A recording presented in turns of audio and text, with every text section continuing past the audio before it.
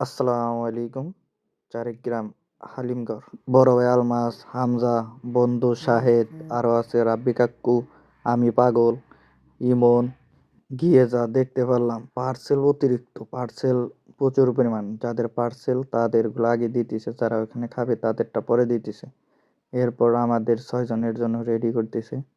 এই ছোট ছোট বাটিগুলা মাত্র 50 টাকা, মানে বেস্ট অনেক মাংস। এবং ২ টা নলি নেওয়া হইলো। নলির প্রাইস পড়ছে এক বাটি ২০০ টাকা করে। তো অনেক ভালো পরিমাণ দিছে আর কি। আর বেস্ট, খুব মজাদার হালিম। আর প্রচুর পরিমাণ, যে যেমনি মানে মশলা চায় সেইভাবেই দিতেছে। এরপর ২০০ টাকার যে হালিমের বাটিটা সেইটা মানে দিয়ে দিল। আমি আর ইমন নিছিলাম আর কি। পরে আবার অজান্তে ভিডিও করছে এক পাগলা, সেই স্বাদ হিসেবে পরিচিত।